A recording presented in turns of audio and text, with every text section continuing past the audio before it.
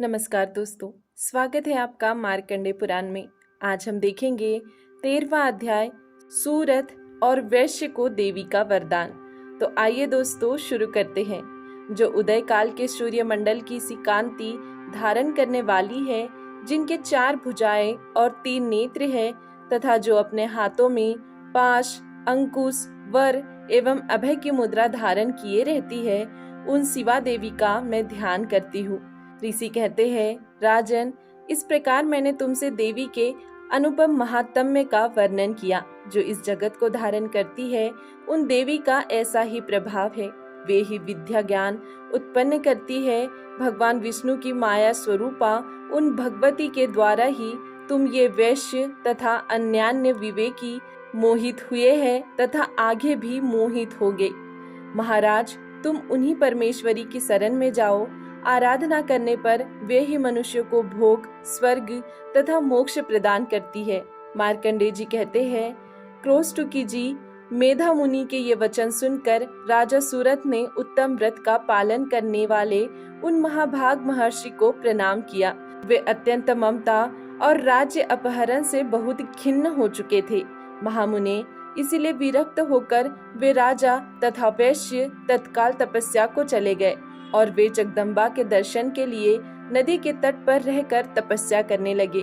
वे वैश्य उत्तम देवी सूक्त का जप करते हुए तपस्या में प्रवृत्त हुए। वे दोनों नदी के तट पर देवी की मृण्मयी मूर्ति बनाकर पुष्प, धूप और हवन आदि के द्वारा उनकी आराधना करने लगे।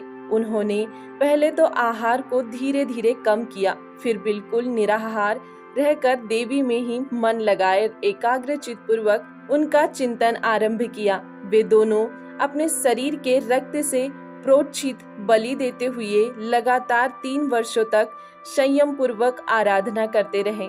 इस पर प्रसन्न होकर जगत को धारण करने वाली चंडिका देवी ने प्रत्यक्ष दर्शन देकर कहा।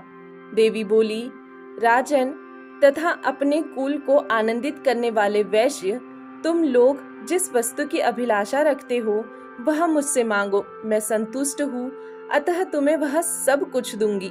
मार्कंडेय जी कहते हैं, तब राजा ने दूसरे जन्म में नष्ट न होने वाला राज्य मांगा तथा इस जन्म में भी शत्रुओं की सेना को बलपूर्वक नष्ट करके पुनः अपना राज्य प्राप्त कर लेने का वरदान मांगा।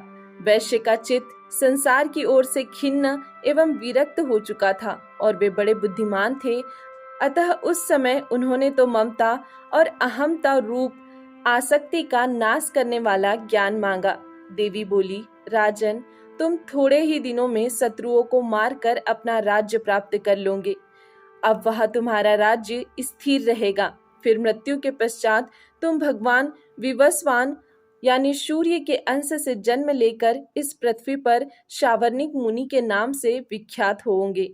वैश्यवर्य, तुमने भी जिस वर को मुझसे प्राप्त करने की इच्छा की है उसे देती हूँ।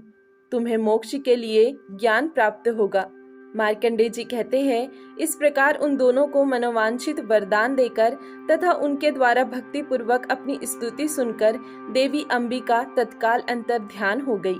इस तरह देवी से वरदान पाकर क्षत्रियों में श्रेष्ठ सूरत सूर्य से जन्म ले सावर्णिक नामक मुनि हो गए। इस प्रकार श्री मार्कंडेय पुराण में सावर्णिक मनवंतर की कथा के अंतर्गत देवी महात्म्य में सूरत और वैश्य को वरदान नामक 13वां अध्याय पूरा हुआ। दोस्तों, आज के लिए इतना ही। इसके आगे देखेंगे हम कल के वीडियो में। तब तक के लिए धन्यवाद।